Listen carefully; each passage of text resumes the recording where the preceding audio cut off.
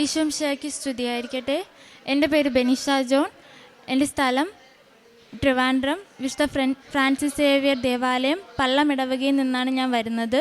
കൃപാസനത്തെപ്പറ്റി ഞാൻ അറിയുന്നത് എൻ്റെ മാതാപിതാക്കളിലൂടെയാണ്. എൻ്റെ മാതാപിതാക്കൾ നേരത്തെ തന്നെ ഇവിടെ വന്ന് ഉടമ്പടി എടുത്തിട്ടുണ്ടായിരുന്നു.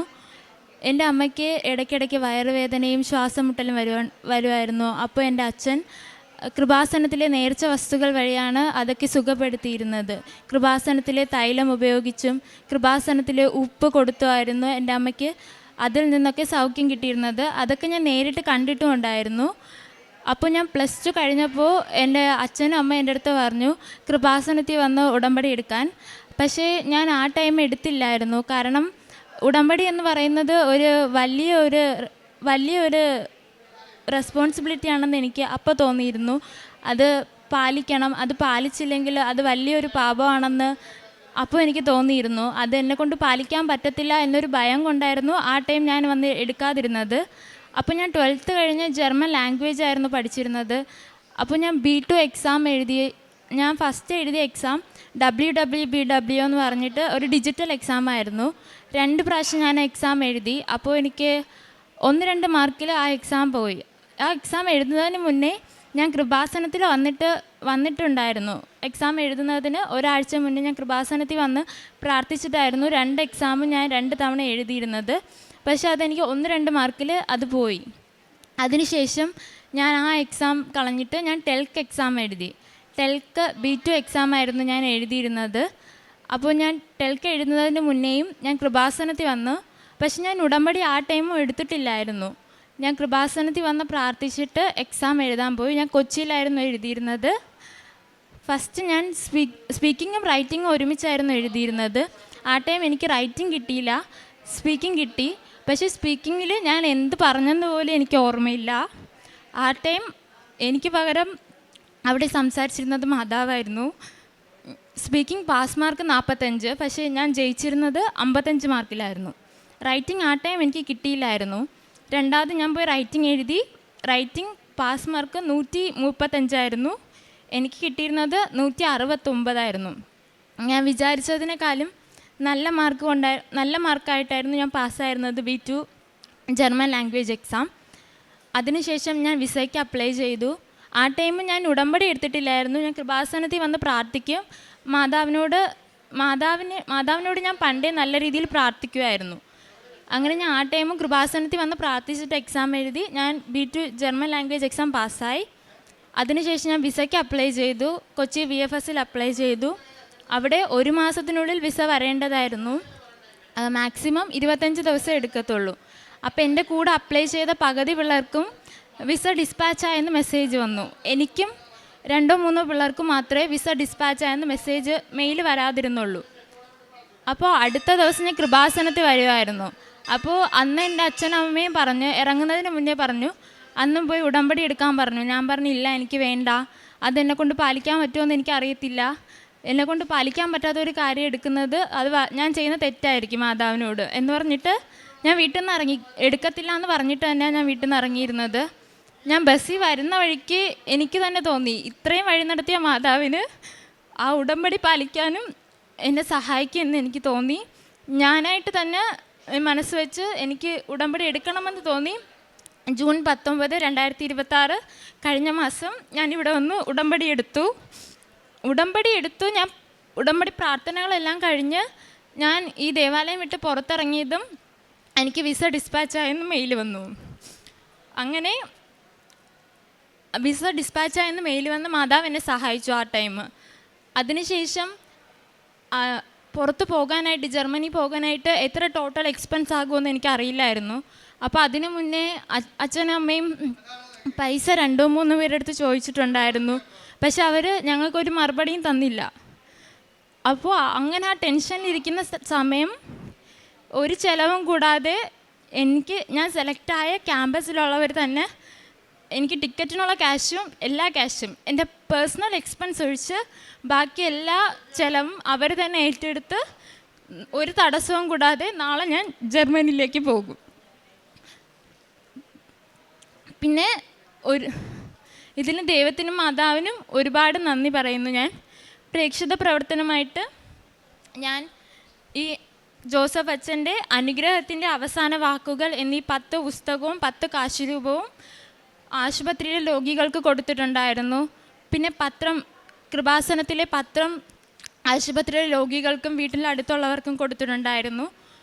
പിന്നെ കാരുണ്യ പ്രവർത്തികളായിട്ട് എൻ്റെ വീടിൻ്റെ ഏകദേശം അടുത്തായിട്ട് അത്ഭുതമാത ധ്യാന കേന്ദ്രം എന്ന് പറഞ്ഞിട്ട് ഒരു സ്ഥലമുണ്ട്. അവിടെ പുറത്തിരിക്കുന്ന പാവപ്പെട്ടവർക്ക് മാസത്തിൽ ഒരു ദിവസം ഉച്ചയ്ക്കുള്ള ഭക്ഷണം കൊണ്ടു കൊടുക്കും. പിന്നെ ആത്മീയ ജീവിതത്തിലോട്ട് നയിക്കാൻ ഞാൻ എല്ലാ ദിവസവും ദേവാലയത്തിൽ കുർബാന കൂടും. 2 ആഴ്ച കൂടുമ്പോൾ കുമ്പസാരിക്കും. വീട്ടിലെല്ലാ ദിവസവും കുടുംബ പ്രാർത്ഥന ചൊല്ലും. ഇത്രയും സഹായിച്ച ദൈവത്തിനും മാതാവിനും ഒരുപാട് നന്ദി. അവിടുന്ന് നിൻ്റെ ഹൃദയാഭിലാഷം സാധിച്ചു തരട്ടെ. അവിടുന്ന് നിൻ്റെ ഉദ്യമങ്ങൾ സഫലമാക്കട്ടെ. സങ്കീർത്തനം 20:4 ഉടമ്പടിയിൽ ദൈവഹിതത്തോട് ചേർന്ന് ഹൃദയാഭിലാഷം ദൈവം അനുഗ്രഹിക്കും. പരിശുദ്ധമ്മ പറഞ്ഞതുപോലെ അവൻ പറയുന്നത് ചെയ്യുക എന്ന് പറയുമ്പോൾ ഉടമ്പടിയിൽ പ്രാർത്ഥനയും വിശ്വാസവും പ്രവർത്തനയും നമ്മൾ ചേരുമ്പോൾ നമ്മുടെ ജീവിത പദ്ധതികൾക്ക് ഒരു പുത്തൻ ദൈവിക ദിശയാണ് ഉടമ്പടിയിൽ നമുക്ക് കാണിച്ചു തരുന്നത്. ഈശോയും അമ്മയും ചേർന്ന് നിന്നുകൊണ്ട് ഉടമ്പടിയിൽ സമർപ്പിക്കുന്ന നമ്മുടെ ഹൃദയാഭിലാഷങ്ങൾ പരിശുദ്ധ അമ്മയാണ് ഈശോയുടെ കരങ്ങളിലേക്ക് സമർപ്പിക്കുന്നത്. ബെനിഷ ജോൺ എന്ന മകളുടെ സാക്ഷ്യവും ഈശോയുടെ അമ്മയോട് ചേർന്ന് നിന്ന് ഈ മകളുടെ ഹൃദയാഭിലാഷം ഈശോയുടെ കരങ്ങളിലേക്ക് സമർപ്പിച്ചപ്പോഴാണ് ഈ മകളുടെ ജീവിതത്തിൽ ഒരു പുതിയ വഴിത്തിരിവുണ്ടായത്. ആദ്യം അച്ഛനും അമ്മയും ഉടമ്പടിയിലായിരുന്നു. ഈ അച്ഛനും അമ്മയും പല പ്രാവശ്യം മകളോട് പറഞ്ഞു ഉടമ്പടി എടുക്കാൻ. പക്ഷെങ്കിൽ ഉടമ്പടി നിബന്ധനകൾ പാലിച്ച് മുന്നോട്ട് പോകാൻ സാധിക്കുമോ എന്നുള്ള ബുദ്ധിമുട്ടിൽ മകൾ ഉടമ്പടി എടുത്തില്ല. പല പ്രാവശ്യവും പരിശുദ്ധ അമ്മ ജീവനോടെ പ്രത്യക്ഷപ്പെട്ട ഈ ആലയത്തിൽ വന്ന് ഈ മകൾ പ്രാർത്ഥിക്കുമായിരുന്നു. പ്രാർത്ഥിച്ചു പോയി. പിന്നീട് ഈ മകൾക്ക് B2 എക്സാം പാസ്സായി. പക്ഷെങ്കിൽ വിസ ഒന്നും പ്രൊസീഡിങ് ആവുന്നില്ല. വീണ്ടും അച്ഛനും അമ്മയും പറഞ്ഞു മോളെ നിനക്ക് 18 വയസ്സായി, എങ്ങനെയെങ്കിലും ഉടമ്പടി എടുക്ക്, എങ്കിലേ കാര്യം ശരിയാവൂ. അങ്ങനെയാണ് ഈ മകൾ പിന്നീട് പരിശുദ്ധ അമ്മയുടെ അരികിൽ വന്ന് ഉടമ്പടി എടുക്കുകയും ആ ഉടമ്പടി എടുത്ത ദിവസം തന്നെ ഈ പരിശുദ്ധ അമ്മയുടെ സന്നിധിയിൽ വെച്ച് തന്നെയാണ് ഈ മകൾക്ക് മെയിൽ വരുന്നത് വിസ അടിച്ചതായിട്ട്. അത് ഈ മകൾ പറയുന്നത് എൻ്റെ മെറിറ്റ് കൊണ്ടല്ല, ദൈവത്തിൻ്റെ കൃപയാലാണ്. അങ്ങനെ എല്ലാ കാര്യവും ഈശോയും അമ്മയും ചേർന്ന് നിന്നപ്പോൾ ഈ മകളുടെ ഒരു വലിയ ഹൃദയാഭിലാഷമാണ് സാധിച്ചു കൊടുത്തത്. അത് തന്നെയുമല്ല, ടിക്കറ്റിന് പോകേണ്ട എമൗണ്ട് നോക്കിയപ്പോൾ വളരെ എക്സ്പെൻസീവാണ്, കയ്യിലൊന്നുമില്ല. എന്ത് ചെയ്യണമെന്ന് ഈ ഉടമ്പടി എടുത്ത അച്ഛനും അമ്മയും പ്രാർത്ഥിക്കുകയാണ്. അങ്ങനെ പ്രാർത്ഥിച്ചതിൻ്റെ ഫലമായിട്ട് ഈ മകളുടെ ഉടമ്പടിയിൽ നിയോഗം വെച്ച് സമർപ്പിച്ചതിൻ്റെ ഫലമായിട്ട് ഈ മകൾ അപ്ലൈ ചെയ്ത ഇൻസ്റ്റിറ്റ്യൂട്ടിൽ തന്നെ എല്ലാ ടിക്കറ്റിൻ്റെ എല്ലാം ക്ലിയറാക്കി കൊടുക്കുകയാണ്. ഇപ്പോൾ ടിക്കറ്റും എല്ലാം വന്നു. നാളെ രാവിലെ ജർമ്മനിക്ക് നഴ്സിങ്ങിന് വേണ്ടി പോവുകയാണ്. അത് പരിശുദ്ധ അമ്മയുടെ കൃപയാലാണെന്നാണ് ഈ മകൾ സാക്ഷ്യപ്പെടുത്തുന്നത്. ഇതെൻ്റെ മെറിറ്റ് കൊണ്ടല്ല, പക്ഷെങ്കിൽ ദൈവത്തിൻ്റെ കൃപയാൽ എല്ലാം നടത്തി തന്ന ഈശോയ്ക്കും അമ്മയ്ക്കും നന്ദി പറഞ്ഞിട്ട് വേണം നാളെ പോകുവാനായിട്ട്. പരിശുദ്ധ അമ്മയുടെ പ്രത്യക്ഷീകരണത്തിൻ്റെ സാക്ഷിയായിട്ട് ഇന്ന് ഈ കുടുംബം വന്നിരിക്കുന്നത് just to say thanks to Jesus and Mother Mary. തന്നെയുമല്ല, ഈ മകളുടെ പ്രേക്ഷിത പ്രവർത്തനമായിട്ട് കാരുണ്യ പ്രവൃത്തികളായിട്ടും ഓരോ കാര്യം ചെയ്യുമ്പോഴും ആരോ ഒരു വ്യക്തിയിൽ കൂടെ അറിയുകയാണ്, കൃപാസനം പത്രത്തിൻ്റെ കൂടെ ഇവിടുന്ന് മേടിക്കുന്ന ഒരു പുസ്തകം, അതായത് അനുഗ്രഹത്തിൻ്റെ അവസാന വാക്കുകൾ എന്ന പുസ്തകം വാങ്ങിച്ച് ഈ മകൾ തന്നെ സ്വയം തീരുമാനിച്ചതാണ്.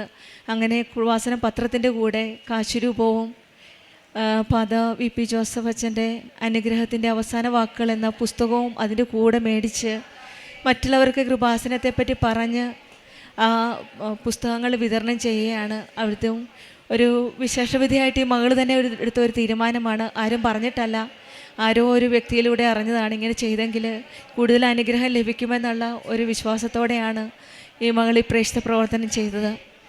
ആത്മീയമായിട്ടും കുടുംബം എല്ലാവരും ഒന്നിച്ച് നിന്ന് പ്രാർത്ഥിക്കുകയും ഈശോയുടെ അമ്മയോട് ചേർന്ന് നിന്ന് ഉടമ്പടിയിലുള്ള ഒരു കുടുംബമാണ്. ഉടമ്പടിയിൽ നമ്മൾ സമർപ്പിക്കുന്ന ഹൃദയാഭിലാഷങ്ങൾ കേൾക്കുന്ന ഒരു ദൈവമാണ് ഉടമ്പടി മക്കളുടെ ജീവിതത്തിലുള്ളത്. ദൈവത്തിൻ്റെ സാന്നിധ്യം നമുക്കുറപ്പാണ്. ജോബിൻ്റെ പുസ്തകം 22:28 പറയുന്നത്, നീ തീരുമാനിക്കുന്ന കാര്യം നിനക്ക് സാധിച്ചു കിട്ടും, നിൻ്റെ പാതകൾ പ്രകാശമാക്കുമെന്നാണ്.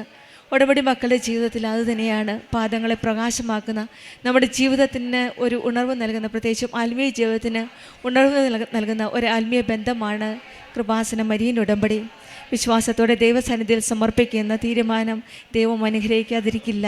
കൃപാസനം അമ്മയുടെ മധ്യസ്ഥതയിൽ പ്രാർത്ഥിക്കുമ്പോൾ നമ്മുടെ ജീവിത വഴികളിൽ വ്യക്തവും പ്രത്യാശയും പുതിയ വഴികളും തുറന്നു തരുന്ന ഈശോയുടെയും അമ്മയുടെയും കരം പിടിച്ചുകൊണ്ട് നമുക്ക് നമ്മുടെ ഉടമ്പടി ജീവിതം കൂടുതൽ തീഷ്ണതയോടെ ആത്മാർത്ഥതയോടെയും മുന്നോട്ട് നയിക്കാനുള്ള കൃപയ്ക്കായി നമുക്ക് പ്രാർത്ഥിക്കാം. ബെനീഷ ജോണ് കുടുംബത്തിൽ ലഭിച്ച എല്ലാ അനുഗ്രഹങ്ങൾക്കും നമുക്ക് കരങ്ങളടിച്ച് ദൈവത്തെ മഹത്വപ്പെടുത്താം. അത്യപൂർവ ദൈവാനുഭവങ്ങൾ ഇനി നിങ്ങൾക്കും സ്വന്തം. ഈ യൂട്യൂബ് ചാനൽ ഇതുവരെ സബ്സ്ക്രൈബ് ചെയ്തിട്ടില്ലെങ്കിൽ ഇപ്പോൾ തന്നെ സബ്സ്ക്രൈബ് ചെയ്യുക. ഈ വീഡിയോ ഇപ്പോൾ തന്നെ നിങ്ങളുടെ സുഹൃത്തുക്കൾക്ക് ഷെയർ ചെയ്തുകൊണ്ട് കർത്താവിൻ്റെ പ്രേക്ഷിതരാകുക.